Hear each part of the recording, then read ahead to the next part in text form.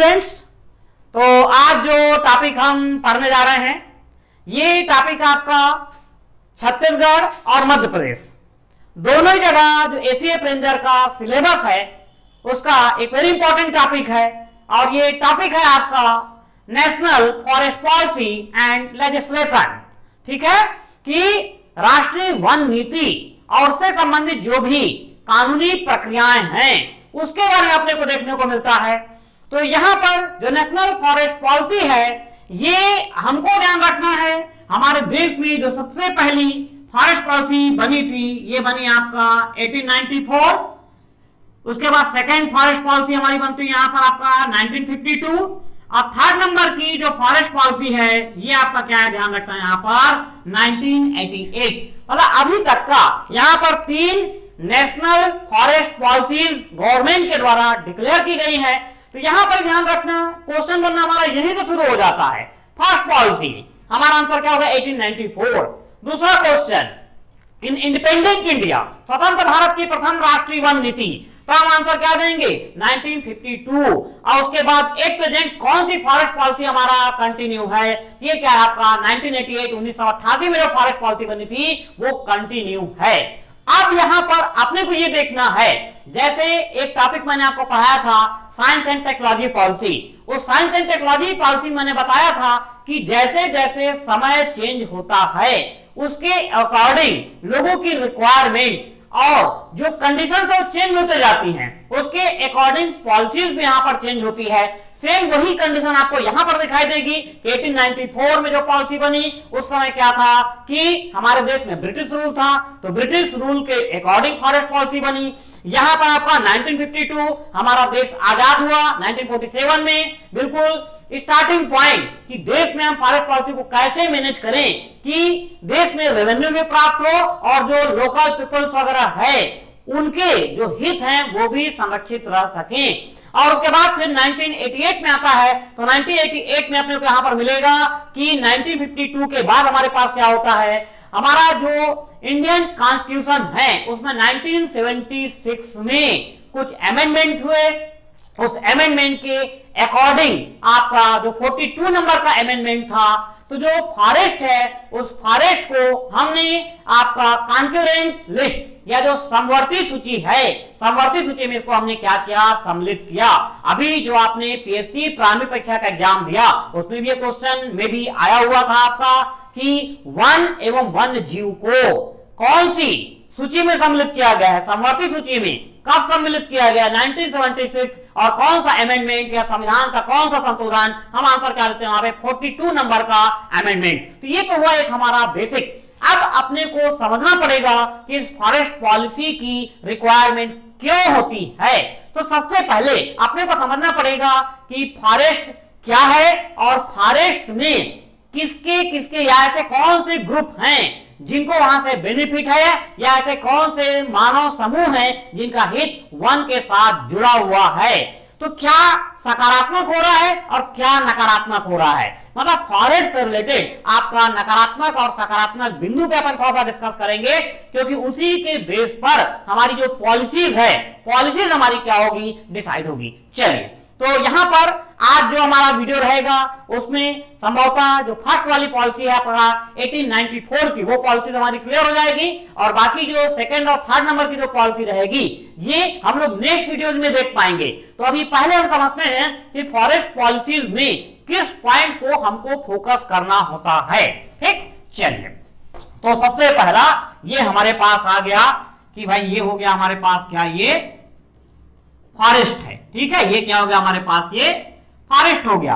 अब इस फॉरेस्ट से अपने को पहले देख लेते हैं कि भाई बेनिफिट क्या है भाई इससे अपने को फायदा क्या है। तो सीधी सी बात है आपको बहुत सारी चीजें मालूम है इसके द्वारा मेंटेन होता है क्या चीज हमारा यहाँ पर क्लाइमेट मतलब एक हमारी जो जलवायु है वो जलवायु मेंटेन होती है किसके द्वारा यहाँ पर आपका ध्यान रखना है इस फॉरेस्ट के द्वारा। दूसरा अपने को ध्यान रखना है इसी फॉरेस्ट के द्वारा हमारा क्या होता है पूरा जो इकोसिस्टम और जो एनवायरनमेंट है वो भी बैलेंस होता है इसी के माध्यम से ध्यान रखना है। इसके अतिरिक्त आपको क्या मिलेगा यहाँ पर जो पूरा ये वाइल्ड लाइफ की अपन बात करते हैं जो वन्य जीव है वन्य जीवों के लिए बहुत बड़ा हैबिटेट है क्या आपका फॉरेस्ट। इसके अतिरिक्त यदि हम देखते हैं कि यहां पर क्या है कि भाई जो लोकल पीपल है जो वहां पर सरवाइव कर रही है, तो वो क्या करते हैं, उनको क्या चाहिए, यहां पर इससे प्राप्त हो जाती है क्या, ये फायरवुड की प्राप्ति हो जाती है, लकड़ी की प्राप्ति हो जाती है, और क्या मिल जाता है, देश के लिए अपने को मिलता है यहीं से क्या आपका ये टिम्बर की प्राप्ति हो जाती है। ठीक, टिम्बर के अलावा और भी क्या चीजें यहां पर कुछ फूड वगैरह की भी प्राप्ति होती है। तो ये तो क्या है, हमारा जो फॉरेस्ट से हमको जो बेनिफिट है या जो अपने को लाभ की प्राप्ति हो रही है उस मुद्दे पे हमने चर्चा कर लिया। अब अपने को ये देखना है कि भाई ऐसी क्या जरूरत पड़ रही है कि हमको एक फॉरेस्ट को पूरा मैनेज करना पड़ रहा है, एक मैनेजमेंट अपने को करना पड़ रहा है। तो फॉरेस्ट को मैनेजमेंट करने के लिए थोड़ा सा हमको हिस्ट्री में जाना पड़ेगा।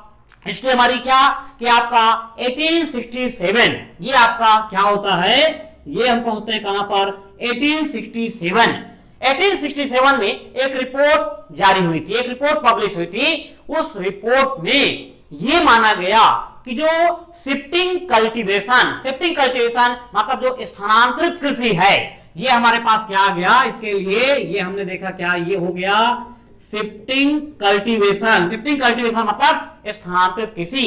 1867 की रिपोर्ट में यह माना गया कि वनों के विनाश के लिए सर्वाधिक जो उत्तरदायी जो एक्टिविटीज है वो क्या है आपका शिफ्टिंग कल्टीवेशन या स्थानांतरित कृषि। मेरे किसी वीडियोज में आपको पूरा शिफ्टिंग कल्टीवेशन या स्थानांतरित कृषि के बारे में इंफॉर्मेशन मिल जाएगी, ठीक है, बना हुआ है वीडियो, वो आपको उपलब्ध हो जाएगा। तो उसमें पूरा जो स्थानांतरित कृषि है उससे क्या पर्यावरण को नुकसान हुआ है, तो वो सारी चीजें आपको मिलेंगी। तो शिफ्टिंग कल्टीवेशन का कॉन्सेप्ट ये है कि इसमें आप पढ़ते हैं तो होता है काटो जलाओ कृषि, मतलब इसमें फॉरेस्ट को क्या है जला दिया जाता है, और फॉरेस्ट को जलाने के पश्चात क्या होता है कि वहां पर 2-3 बार ये लोग कल्टीवेशन करते हैं, उसके पश्चात किसी अन्य स्थान पर जाकर के फिर सेम वही वाला कॉन्सेप्ट हमारा चलता है। तो स्थानांतरित कृषि से जो फॉरेस्ट को सर्वाधिक नुकसान हुआ है, ये रिपोर्ट कब आई थी हमारा 1867 की रिपोर्ट में। और इस रिपोर्ट के बाद ये डिसाइड किया गया कि भारत के ऐसे बहुत सारे क्षेत्र हैं जहां पर शिफ्टिंग कल्टीवेशन या स्थानांतरित कृषि को पूर्ण रूप से बैन कर दिया गया, प्रतिबंधित कर दिया गया। लेकिन भारत के अधिकांश जो क्षेत्र हैं वो ट्राइबल एरियाज में आते हैं। तो बहुत सारे ट्राइबल एरियाज में आपको मालूम है कि वहां का उनका अपना कानून होता है। इंडियन कॉन्स्टिट्यूशन में अपन पढ़ते हैं आपका शेड्यूल 5, शेड्यूल 6, अनुसूची 5, अनुसूची 6। तो कुछ ऐसे क्षेत्र हैं जहां पर हमारा जो सेंट्रल गवर्नमेंट का जो लॉ और लेजिस्लेशन है वो डायरेक्ट वहां पर लागू नहीं हो पाता है। तो आज भी हमारे देश में ऐसे बहुत सारे क्षेत्र हैं जहां पर शिफ्टिंग कल्टीवेशन या स्थानांतरित कृषि संचालित हो रही है। लेकिन गवर्नमेंट का एक उद्देश्य है कि शिफ्टिंग कल्टीवेशन को बैन करके जो परमानेंट एग्रीकल्चर है या जो स्थायी कृषि है, स्थायी कृषि के लिए क्या है लोगों को प्रेरित किया जाए। तो आपका 1867 की रिपोर्ट के बाद यही सब पॉइंट आपका डिस्कस चल रहा था पूरा इंडिया लेवल पे कि किस तरीके से शिफ्टिंग कल्टीवेशन को कम किया जाए या इस पर कंट्रोल किया जाए, जिससे जो फॉरेस्ट का डिस्ट्रक्शन हो रहा है या जो डिफॉरेस्टेशन की कंडीशन क्रिएट हो रही है उसको कंट्रोल किया जाए। तो यहीं से हमारी स्टोरी स्टार्ट होती है आपका 1893 में एक रिपोर्ट आती है। ये रिपोर्ट आपका क्या है 1893 की आपका ये रिपोर्ट है, ध्यान रखना, ठीक है। 1893 की रिपोर्ट है। इस रिपोर्ट को जारी किया था किसने आपका, ये ध्यान रखना आपका डॉक्टर ओलकर। ये रिपोर्ट किसके द्वारा जारी की गई थी, ध्यान रखेंगे आपका डॉक्टर ओलकर के द्वारा ये रिपोर्ट को जारी किया गया था यहां पर, ठीक है। डॉक्टर ओलकर के द्वारा रिपोर्ट को जारी किया गया था।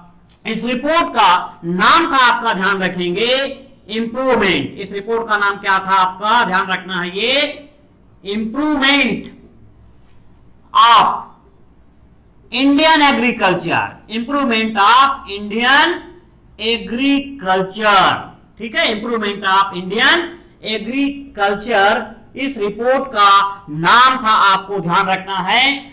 और इसी रिपोर्ट को बेस मानकर या इसी रिपोर्ट को आधार मान करके आपका जो 1894 में first national forest policy declare हुई, उसका आधार क्या था आपका, ध्यान रखना, डॉक्टर ओलकर के द्वारा जो 1893 में रिपोर्ट पब्लिश की गई थी, उस रिपोर्ट का नाम क्या था? Improvement of Indian agriculture. इसी रिपोर्ट को आधार मान करके आपका 1894 में आपका first national forest policy declare की गई थी। ये पॉइंट आपको ध्यान रखना है।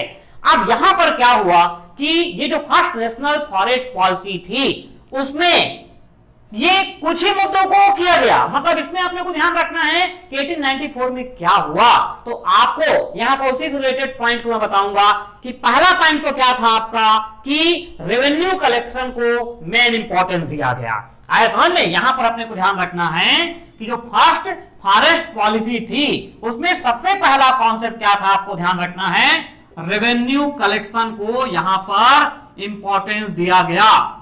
मतलब राजस्व का संग्रहण होना चाहिए। आया समझ में? पहला कॉन्सेप्ट का क्या था? राजस्व का संग्रहण होना चाहिए, रेवेन्यू कलेक्शन होना चाहिए, इस बात को इंपॉर्टेंस किया गया। दूसरा, ये है तो फॉरेस्ट पॉलिसी, लेकिन इसमें मेन फोकस किसमें किया गया, ध्यान रखना, एग्रीकल्चर।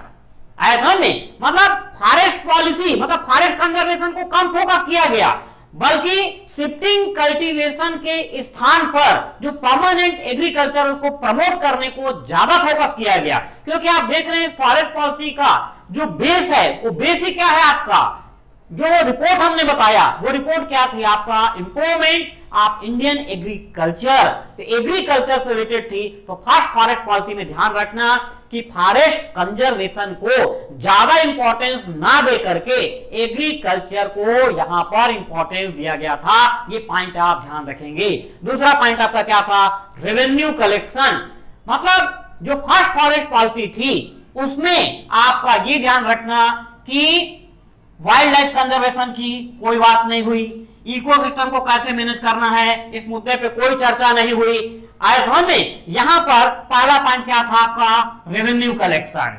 दूसरा इंपॉर्टेंट पॉइंट क्या था आपका, यहां पर प्रमोट करना किसको, आपका एग्रीकल्चर को प्रमोट करना। कौन सा एग्रीकल्चर आपका, परमानेंट एग्रीकल्चर, मतलब कृषि सुधार से संबंधित ज्यादा महत्वपूर्ण था ये। और तीसरा यहां पर पॉइंट क्या था आपका कि जो लोकल पीपल है, तीसरा आपका क्या हो गया यहां पर, ये जो लोकल पीपल है मतलब जो स्थानीय निवासी हैं उस जंगल क्षेत्र के, उनके हितों को ध्यान में रखना। उनके हितों को ध्यान रखना मतलब उनको क्या है यहाँ पे फायरवुड प्रोवाइड करना, उनको फूड वगैरह प्रोवाइड करना, मतलब ये सारे कॉन्सेप्ट को यहाँ पर इंपॉर्टेंस दिया गया था। लेकिन वाइल्ड लाइफ कंजर्वेशन किस तरीके से करना है, फॉरेस्ट का कंजर्वेशन किस तरीके से करना है, फॉरेस्ट मैनेजमेंट किस तरीके से होगा, रिसर्च किस तरीके से करना है, ये सारे मुद्दों पे किसी भी प्रकार से डिस्कस नहीं किया गया था। ना ही रिपोर्ट में इस टाइप के कोई बिंदुओं का उल्लेख था। मतलब कुल मिलाकर के यहां पर हम देखते हैं कि जो आपका 1894 की जो फॉरेस्ट पॉलिसी थी, फॉरेस्ट पॉलिसी का पॉइंट आप ध्यान रखेंगे, main point revenue collection. Revenue collection मतलब जो ब्रिटिश गवर्नमेंट है उसको खुश करना, आया था ना, रेवेन्यू कलेक्शन को खुश करने के लिए। ठीक। दूसरा यहाँ पे फॉरेस्ट कंजर्वेशन के स्थान पर ज्यादा इंपॉर्टेंस किसको दिया गया, एग्रीकल्चर को प्रमोट किया गया। लोकल पीपल के हितों को ध्यान में रखा गया था कि उनको फायरवुड मिलना चाहिए, टिम्बर की प्राप्ति होना चाहिए, भोजन मिलना चाहिए। लेकिन ये सारे मुद्दों पे किसी भी प्रकार से डिस्कस नहीं किया गया था। तो ये थी क्या हमारी फर्स्ट फॉरेस्ट पॉलिसी, जिसको आपको याद रखना है। चलिए अब यहां से हम बढ़ते हैं आगे। ये तो हुई हमारी फर्स्ट फॉरेस्ट पॉलिसी 1894, डॉक्टर ओलकर की रिपोर्ट पर आधारित थी आपका फर्स्ट फॉरेस्ट पॉलिसी। जो फर्स्ट फॉरेस्ट पॉलिसी थी इसमें इंडियन फॉरेस्ट को 4 ग्रुप में क्लासिफाइड कर दिया गया। ऐसा नहीं, यहां पर क्या हुआ आपका ध्यान रखेंगे, जो इंडियन फॉरेस्ट है उसको 4 ग्रुप में क्लासिफाइड किया गया। फर्स्ट क्या हुआ आपका ध्यान रखना है, ये प्रिजर्वेशन फॉरेस्ट। फर्स्ट क्या हुआ यहां पर, ये हो गया प्रिजर्वेशन फॉरेस्ट, ये हो गया आपका प्रिजर्वेशन फॉरेस्ट हो गया। सेकंड नंबर पे आपको मिलेगा यहां पर ये कॉमर्शियल फॉरेस्ट। दूसरा क्या हो गया आपका, ये कॉमर्शियल फॉरेस्ट। थर्ड नंबर पे क्या हो गया यहां पर ध्यान रखना है आपको, ये माइनर फॉरेस्ट। थर्ड नंबर पे क्या हो गया आपका, ये माइनर फॉरेस्ट। और फोर्थ नंबर पे आपका क्या हुआ यहां पर, ये हुआ पास्चर लैंड। ये क्या हो गया आपका, ये पास्चर लैंड। अब देखिए ये क्वेश्चन अपने आप में बन सकता है कि भाई जो फर्स्ट नेशनल फॉरेस्ट पॉलिसी थी उसमें फॉरेस्ट को कितने कैटेगरी में क्लासिफाइड किया गया, तो आपको ध्यान रखना है फर्स्ट क्या हुआ आपका प्रिजर्वेशन फॉरेस्ट। प्रिजर्वेशन फॉरेस्ट बोलने का मतलब, प्रिजर्वेशन मतलब यहाँ पे क्या हो गया एक प्रकार से ये रक्षित वन, हिंदी में इसको अपन क्या बोलेंगे, ध्यान रखना है ये रक्षित वन बोला जाएगा। तो रक्षित वन बोलने का मतलब ऐसा फॉरेस्ट जिसको अपना यहां पर जो क्लाइमेटिक कंडीशन है और भारत की जो फिजिकल कंडीशन है उसके बेस पर इसको कंजर्व करना, मतलब फॉरेस्ट का वो एरिया जो वहां के फिजिकल कंडीशन और जो क्लाइमेट है उसके बेस पर उसको रक्षित किया जा रहा है या कंजर्व किया जा रहा है। तो ऐसे फॉरेस्ट को क्या नाम दिया गया, यहां पर आपका प्रिजर्वेशन फॉरेस्ट नाम दिया गया। दूसरा आपका क्या है यहाँ पे कॉमर्शियल फॉरेस्ट। तो कॉमर्शियल फॉरेस्ट ये प्रोवाइड करेगा क्या आपको, ये प्रोवाइड करेगा क्या, यहाँ पर टिम्बर प्रोवाइड करेगा। आया में क्या प्रोवाइड करेगा ये फॉरेस्ट आपका, टिम्बर फॉरेस्ट, टिम्बर या और भी कुछ वाणिज्यिक महत्व से संबंधित कोई प्रोडक्ट है तो वो उपलब्ध कराएगा। वो फॉरेस्ट क्या हो गया आपका कॉमर्शियल फॉरेस्ट के नाम से जाना गया। नेक्स्ट आपको मिलता है माइनर फॉरेस्ट। तो माइनर फॉरेस्ट आगे चल करके जब हम पढ़ेंगे तो अपने को जो फॉरेस्ट प्रोडक्ट होता है, फॉरेस्ट प्रोडक्ट में क्या होता है अपने को मेजर प्रोडक्ट, माइनर प्रोडक्ट अपन लोग पढ़ते हैं यहाँ पे, जिसको अपन पढ़ते हैं आपका कि मुख्य उत्पाद और गौण उत्पाद ये अपन पढ़ते हैं ना। तो माइनर फॉरेस्ट बोलने का मतलब क्या है कि जहां पे लघु वनोपज जो होती हैं, जो माइनर प्रोडक्ट वगैरह में अपन जनरली इसको बोलते हैं इमली, लासा, गोंद, महुआ, ये सारी चीजों को अपन कंसिडर करते हैं किसमें आपके माइनर प्रोडक्ट, या लाख वगैरह जो होता है ये सारी चीजों को अपन कंसिडर करते हैं किसमें आपका माइनर प्रोडक्ट या माइनर फॉरेस्ट वाला एरिया हो जाएगा। उसके बाद नेक्स्ट क्या हो जाएगा आपका पास्चर लैंड। पास्चर लैंड मतलब क्या हो गया आपका ये चारागाह, ठीक है, चारागाह, ठीक। तो ये क्या हुआ पास्चर लैंड कि भाई जो वहां के लोकल पीपल है तो उनके द्वारा पशुपालन किया जा रहा है, लाइव स्टॉक, तो उसके लिए उनको क्या चाहिए, ग्रेजिंग करने के लिए प्लेस चाहिए। तो ये यहाँ पे पास्चर लैंड की व्यवस्था की गई थी। तो कुल मिलाकर के ये आपका जो फर्स्ट नेशनल फॉरेस्ट पॉलिसी थी 1894, उसके कॉन्सेप्ट को आपको याद रखना है कि यहाँ पे फॉरेस्ट को 4 कैटेगरी में क्लासिफाइड किया गया था। तो ये फर्स्ट फॉरेस्ट पॉलिसी हमारी लगभग क्लियर हो जाती है। यहां पर आपका 4-5 क्वेश्चन ऑब्जेक्टिव में बनता है, तो ऑलमोस्ट मैंने आपको बता दिया, उनको आपको ध्यान रखना है। इसके बाद क्या होता है कि नेक्स्ट हमारी सेकंड नंबर की जो फॉरेस्ट पॉलिसी आती है उसमें हम आते हैं कि सेकंड नंबर की फॉरेस्ट पॉलिसी में क्या होता है, ठीक। चलिए सेकंड नंबर की जो फॉरेस्ट पॉलिसी है ये मैंने क्लियर कर दिया कि जो फर्स्ट फॉरेस्ट पॉलिसी थी उस समय हमारा देश क्या था, ब्रिटिश गवर्नमेंट थी। और जो पहली फॉरेस्ट पॉलिसी हमारे यहां बनी आपका ये कब बनी आपको ध्यान रखना है 1952। ये क्वेश्चन आता है कि इंडिपेंडेंट इंडिया की फर्स्ट नेशनल फॉरेस्ट पॉलिसी कौन थी, हम आंसर क्या देंगे आपका 1952। अब यहां पर किन बातों पे ध्यान दिया गया ये ध्यान देना कि भाई क्यों हमको इसकी जरूरत पड़ रही है। तो यहां पर सबसे मेन पॉइंट क्या था आपका ध्यान रखना है, ये आपका कुछ पॉइंट मैं यहां पर लिख रहा हूं फिर उसको एक्सप्लेन करूंगा। डिन्यूडेशन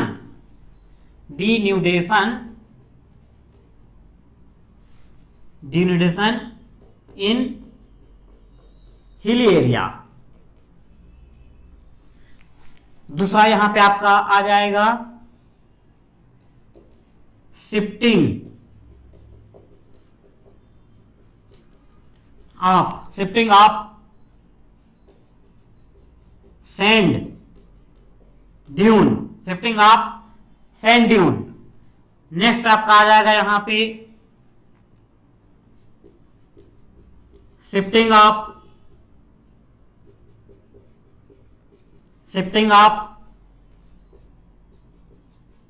सी सैंड ऑन कोस्टल एरिया। और फोर्थ पॉइंट यहां पे क्या हो जाएगा, soil erosion in river bank. ये 4 चीजों पे यहां पे फोकस किया गया। पॉइंट को यहां पर ध्यान देना, मतलब डिन्यूडेशन इन हिल एरिया, मतलब जो पहाड़ी क्षेत्र हैं पहाड़ी क्षेत्र में क्या हो रहा है आपका डिन्यूडेशन, मतलब बंजर होते जा रहा है। पहाड़ी जो क्षेत्र है वहां पे क्या होता जा रहा है कि बंजर भूमि का विस्तार होते जा रहा है, उसको कैसे कंट्रोल किया जाए इस पर फोकस किया गया। ठीक है, 1952 की जो फॉरेस्ट पॉलिसी थी उसमें फोकस किया गया किस चीज को, डिग्रेडेशन इन हिल एरिया, मतलब पहाड़ी क्षेत्रों में जो बेयर एरिया या बंजर भूमि कन्वर्ट बनते जा रही है उसको कैसे कंट्रोल किया जाए, एक मुद्दा। दूसरा, shifting of sand dune, shifting of sand dune. Sand dune आप समझते हैं कि भाई जो मरुस्थलीय क्षेत्र होता है, तो मरुस्थलीय क्षेत्र में क्या होता है, जो रेत होती है, रेत का कलेक्शन इस तरीके से हो जाता है, मतलब अर्ध चंद्राकार, मतलब रेत का एक टीला बन जाता है। तो जो रेत का टीला है वो हाफ मून शेप या क्रिसेंट शेप होता है, अर्ध चंद्राकार होता है, तो उसको अपन बोलते हैं सैंड ड्यून। तो जो सैंड ड्यून है, ये सैंड ड्यून का विस्तार होते जा रहा है कहां पर आपका, मतलब मरुस्थल का विस्तार होते जा रहा है। तो सैंड ड्यून क्या हो रहा है, अपने प्लेस से शिफ्ट हो करके मतलब ऐसे क्षेत्र में भी आते जा रहा है कि एक मैदानी क्षेत्र है, तो उस भूमि का क्या कर रहा है, ये अतिक्रमण करते जा रहा है। तो जो सैंड ड्यून का विस्तार हो रहा है, उस सैंड ड्यून के विस्तार को क्या है, रोका जाए। ठीक है, यह आपका shifting of sea sand on coastal area, जो भाई समुद्र है, समुद्र की लहरें आती हैं, लहर के साथ में क्या होता है, रेतीला जो क्षेत्र है, रेतीला क्षेत्र क्या होता जा रहा है, कोस्टल एरिया में बढ़ता जा रहा है। आया ध्यान में, तो भाई रेतीला क्षेत्र मतलब क्या होगा, वहां पर किसी प्रकार का प्लांट वगैरह ग्रोथ नहीं कर पाएगा। ठीक, तो इसको अपने को कंट्रोल करना है।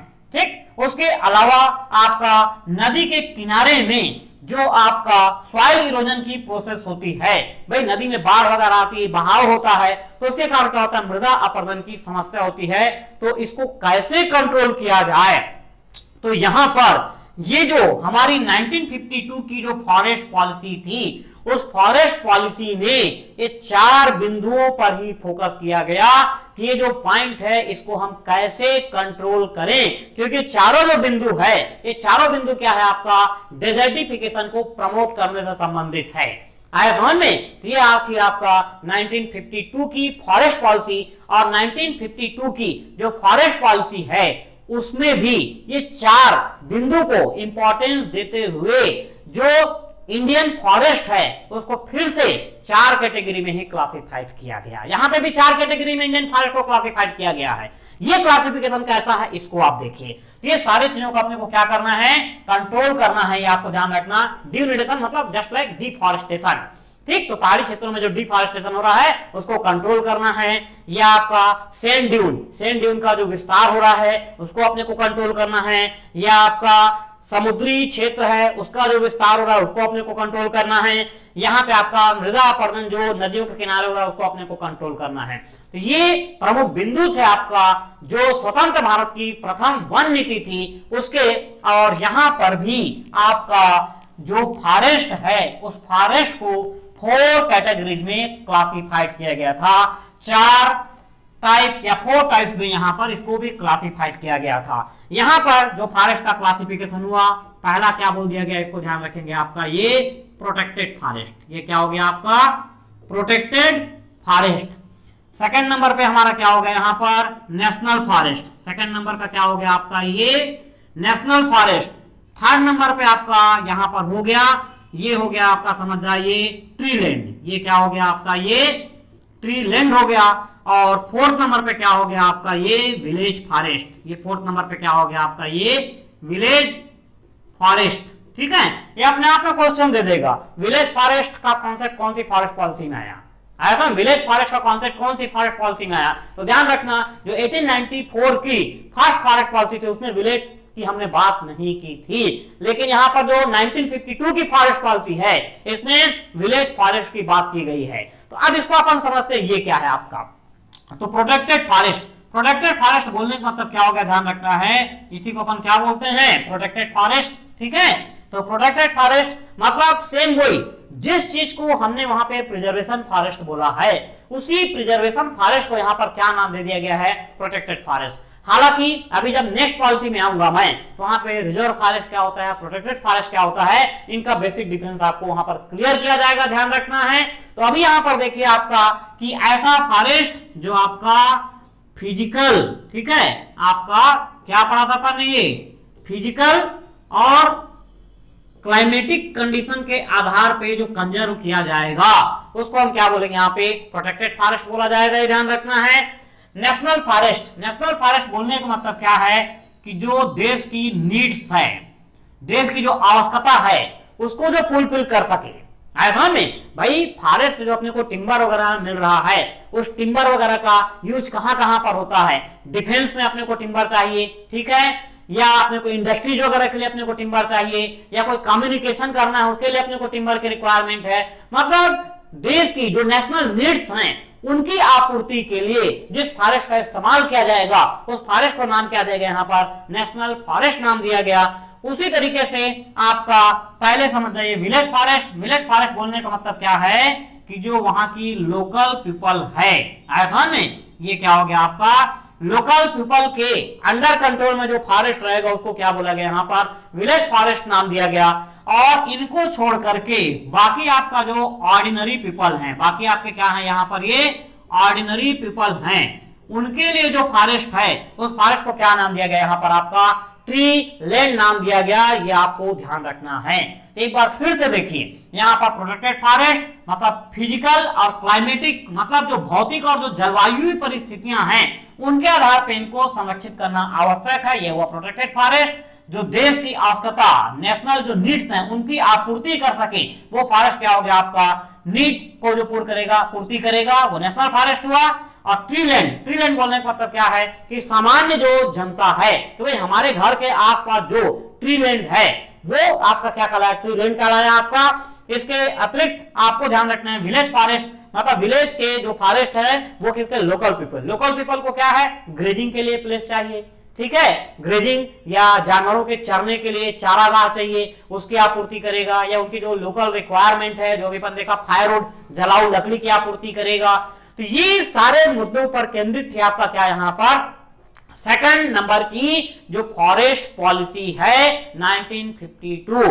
और उसके बाद फिर क्या होता है आपका 1952 के बाद मैंने अभी कुछ देर पहले आपको बताया कि फिर आपका थर्ड नंबर की फॉरेस्ट पॉलिसी, थर्ड नंबर की जो फॉरेस्ट पॉलिसी है, ये फॉरेस्ट पॉलिसी कब की थी आपका ध्यान रखना है 1988।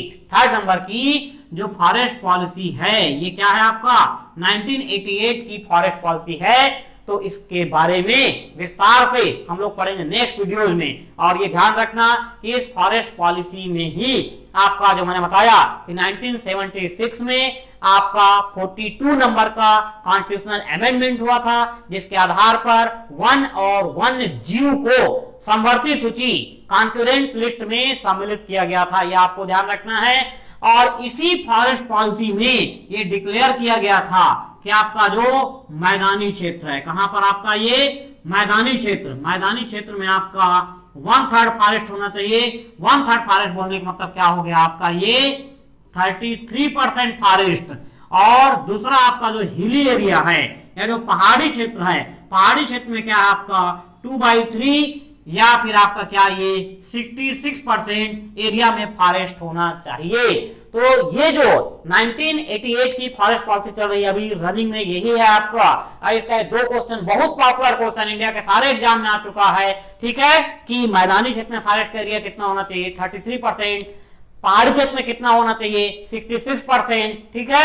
इसके अलावा वन और वन्य जीव जो आपका वाइल्ड लाइफ है, जो फॉरेस्ट है, कौन सी लिस्ट से रिलेटेड है आपका, तो आपको ध्यान रखना है कॉन्करेंट लिस्ट या समवर्ती सूची का विषय है ये। समवर्ती सूची में इसको कब सम्मिलित किया गया, 42 नंबर का जो कॉन्स्टिट्यूशनल अमेंडमेंट है 1976 में हुआ था। ये सारे पॉइंट आते हैं यहाँ पर, आपको ध्यान रखना है।